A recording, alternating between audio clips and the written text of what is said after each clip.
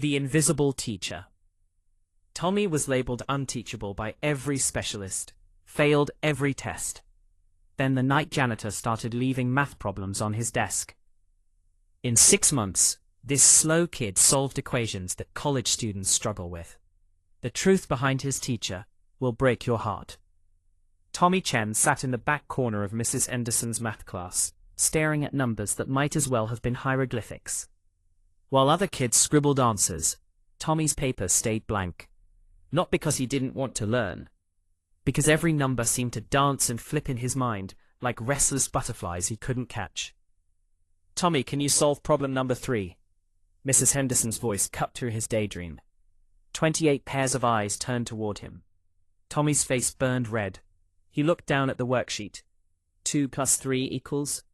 Even this simple equation made his brain feel like it was wrapped in thick fog. "I don't know," he whispered. Snickers rippled through the classroom. Someone whispered, "Tommy the dummy." Mrs. Henderson sighed, the kind of sigh that said she'd given up hoping.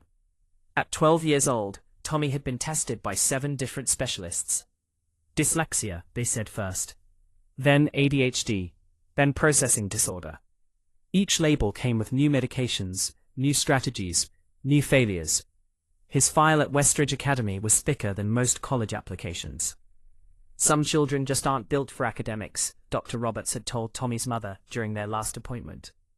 "Perhaps we should focus on other skills." Other skills. Tommy knew what that meant. Give up on the smart stuff. Accept that his brain was broken. But what nobody knew, what Tommy kept buried deep in his chest, was that he dreamed in numbers. Not the twisted, jumping numbers from his worksheets. Beautiful, flowing numbers that made perfect sense. Numbers that told stories and solved problems and built bridges in his mind. But the moment he tried to write them down, everything fell apart. Before we continue, hit subscribe, like this video, and tell me in the comments where in the world you're watching from. Because this story isn't just about one boy. It's about every person who's ever been told they weren't smart enough. Stay with me. Westridge Academy was the kind of school where millionaires sent their children. Stone buildings, manicured lawns, teachers with PhD degrees. Tommy's mother, Sarah, worked 3 jobs to afford the tuition. She believed this place could save her son. She believed if Tommy just had the right resources, the right teachers, the right environment, he could succeed. She was wrong about the teachers. She was wrong about the environment. But she was right about one thing. This place would save her son, just not in the way she expected. Every evening at 6 o'clock, Tommy stayed after school in the library. Not for extra help. The teachers had given up offering that months ago.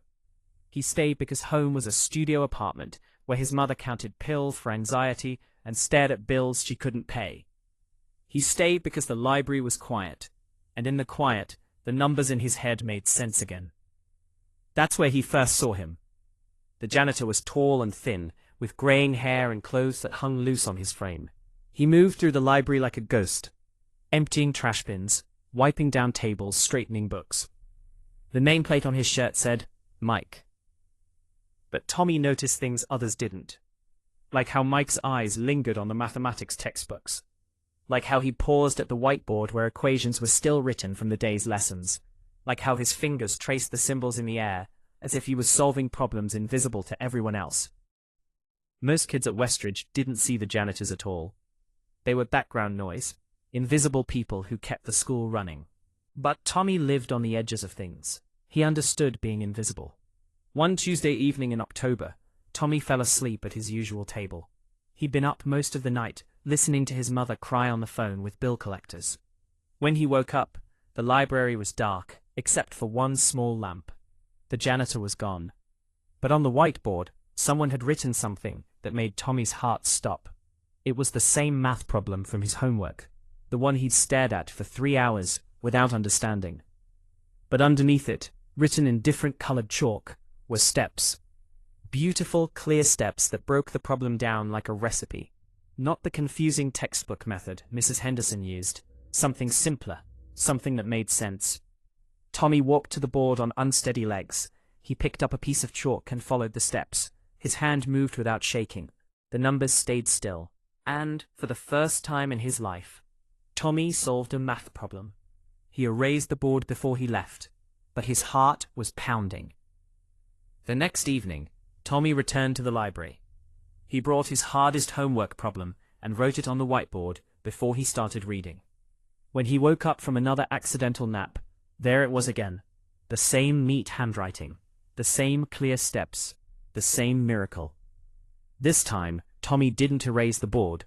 Instead, he wrote a note underneath. Thank you. Thursday evening, the note was gone, but there was something else. A new problem on the board. Not from any textbook Tommy recognized. Harder than anything they did in class, but the steps were there, patient and clear. And at the bottom, in small letters, "You're ready for this." Tommy's hands shook as he worked through the problem. It took him 45 minutes, but he solved it. He actually solved it. And for the first time since he'd started school, Tommy felt smart. Every evening, Tommy would leave a problem on the board. Every morning, he'd find the solution waiting for him, along with a new challenge. The problems grew harder. Algebra, geometry, concepts that wouldn't be taught at Westridge for 3 more years. But Tommy could solve them. All of them. His grades didn't improve at first. The classroom was still chaos, still filled with dancing numbers and impatient teachers. But something inside Tommy had changed. He knew he wasn't stupid. Someone believed in him. Someone was teaching him in the dark, when no one else was watching. 3 months into their silent partnership, Mrs. Henderson assigned the class a group project. Tommy was paired with Madison Walsh, the daughter of a tech billionaire and the smartest kid in 8th grade. Madison looked at Tommy like he was a stray dog she'd been forced to adopt. "Look," she said during their first meeting, "I'll do the math parts. Draw the poster or something." But when Madison showed Tommy the problem set they'd been given, something incredible happened. Tommy recognized the patterns. He'd seen these types of equations on the whiteboard. The solutions flowed through his mind like water. "Actually," Tommy said quietly, "I think there's an error in problem number 7. Madison rolled her eyes. "Tommy, these problems were designed by MIT graduates. There's no error." Tommy pointed to the equation. The coefficient should be negative. If you carry it through the solution, you get a contradiction. Madison stared at him, then at the problem, then back at him. "How do you know what a coefficient is?" Tommy couldn't answer that. How could he explain about the mysterious teacher in the dark, about the problems that appeared like magic, about the feeling that someone was guiding his mind toward light? Madison worked through the problem again. Her face went pale. "Oh my God. There is an error." She looked at Tommy like she was seeing him for the first time.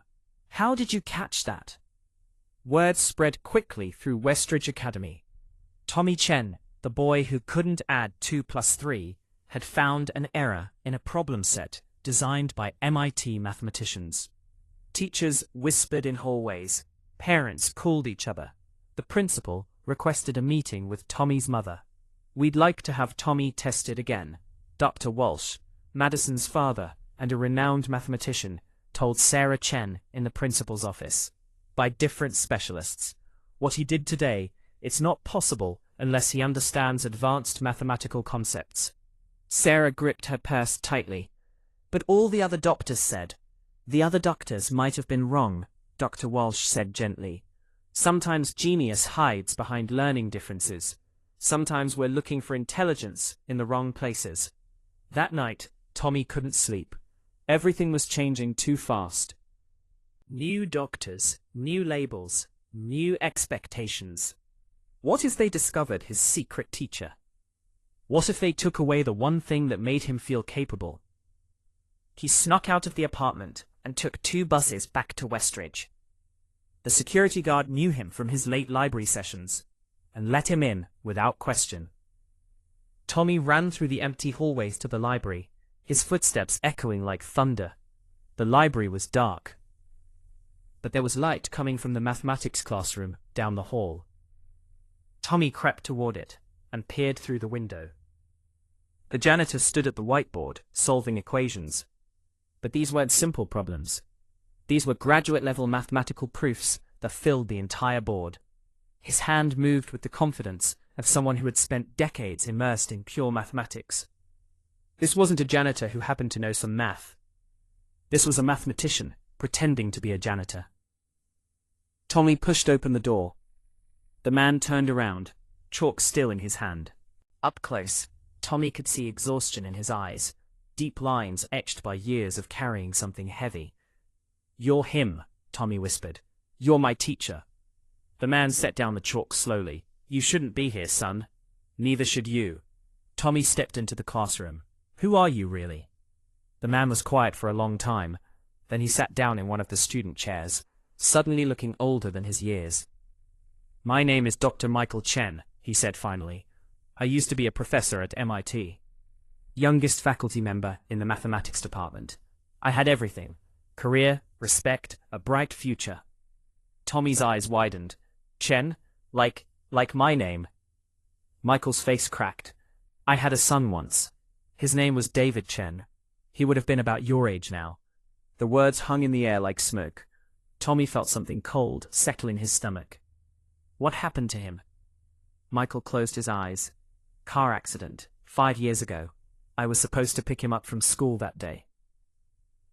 But I was in a meeting about a research grant. I thought the grant was more important than being on time. I thought there would be other days." His voice broke. "David waited for me in the rain for 2 hours. He tried to walk home. A drunk driver ran a red light." Tommy couldn't breathe. This man had lost his son, had lost everything. And now he was here, in a prep school, teaching a broken boy in secret. "After David died, I couldn't teach anymore," Michael continued. "Every classroom reminded me of him. Every young face asking questions he would never get to ask. I lost my position, my reputation, my purpose. I became nothing." "You're not nothing," Tommy said fiercely. "You saved me." Michael looked at him with eyes full of pain. "When I saw you in that library, struggling with problems that should have been simple for you, you reminded me so much of David. He had learning differences too. Brilliant mind, trapped behind barriers that others couldn't understand." Tommy felt tears on his face. "Is that why you helped me?" "I helped you because you needed help. Because no child should be told they're not smart enough. Because maybe if I could save one boy who reminded me of my son, I could forgive myself for the one I couldn't save." They sat in silence, teacher and student, both carrying losses too heavy for their years. "The testing starts again tomorrow," Tommy said, finally. Michael nodded. "They'll discover you're gifted, probably more gifted than any of their other students. The methods I taught you, the problems you've solved. They'll see what I saw from the beginning. What if they ask how I learned? Tell them you had a good teacher." Michael smiled sadly. "Tell them someone believed in you." Tommy looked at the equations covering the whiteboard. "Will you keep teaching me?" "I don't think I can. Once they know how capable you are, you'll move to advanced classes. You won't need a janitor's help anymore. I'll always need your help." Tommy's voice was small but determined. "Please don't disappear again." Michael Chen, former MIT professor, current night janitor, secret teacher to one brilliant boy, made a promise he wasn't sure he could keep. "I'll try not to." The testing took 3 weeks. Neurologists, psychologists, mathematics specialists submitted to them all, no longer afraid of their clipboards and diagnoses.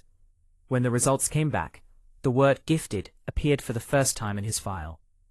Not just gifted, profoundly gifted. Off the charts gifted. "We've never seen scores like this," Dr. Walsh told Sarah Chen. "Tommy's mathematical reasoning ability is in the 99.9th percentile. He's working at a college level, possibly higher." Sarah cried in that office. 5 years of being told her son was broken, and now they were saying he was exceptional. "How is this possible?" she asked. "How did we miss this for so long?" "Sometimes," Dr. Walsh said, "the brightest minds just need the right teacher." Tommy was moved to advanced placement classes, given individualized instruction, offered opportunities at summer mathematics programs.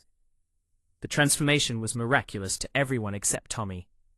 He had always known he was capable. Someone had just needed to see him first. But the advanced classes were lonely. Tommy excelled at the work, but he missed his evening sessions in the library. He missed the mysterious problems appearing on the whiteboard. He missed the feeling that someone was walking beside him through the darkness of learning. 1 month after his placement change, Tommy stayed late after his new advanced mathematics class. He walked to the library, then to the old mathematics classroom. The whiteboard was clean. The room was empty. But there, on his old desk, was a piece of paper. A mathematical proof, handwritten, more complex than anything Tommy had ever attempted. And at the bottom, a note. Tommy, you were never unteachable. You were just waiting for someone to speak your language. The greatest teachers are often invisible, but their impact lasts forever. You don't need me anymore, but I needed you more than you'll ever know. You gave me a reason to remember why I loved mathematics in the first place. Keep solving beautiful problems. Keep proving that labels don't define us. Make David proud. Make me proud. You already have. Dr. MC. Tommy pressed the paper to his chest and cried. For David, the boy he'd never met, but somehow honored. For Michael, the broken professor who'd rebuilt himself by rebuilding Tommy. For his mother, who'd never stopped believing. For himself, the unteachable boy who'd just been taught the most important lesson of all. That love and learning were the same thing, and both required someone to see you as worthy of their time. 6 months later, Tommy Chen scored a perfect 800 on the mathematics portion of the SAT. At 13 years old. The story made national news. From learning disabled to mathematics prodigy, one boy's incredible journey. The reporters asked how such a transformation was possible. Tommy always gave the same answer. I had a really good teacher. Tommy would smile and say he prefers to remain invisible. What Tommy never told them was that he still visited the mathematics classroom every Tuesday evening. He would solve problems on the whiteboard, leaving them for any other unteachable student who might need to know they weren't alone. He never signed his name. But sometimes he would add a small note at the bottom. Someone believes in you. Because the greatest gift a teacher can give isn't knowledge. It's the belief that the student was worth teaching in the first place. And sometimes, when Tommy looked up from his work, he would see a familiar figure in the hallway.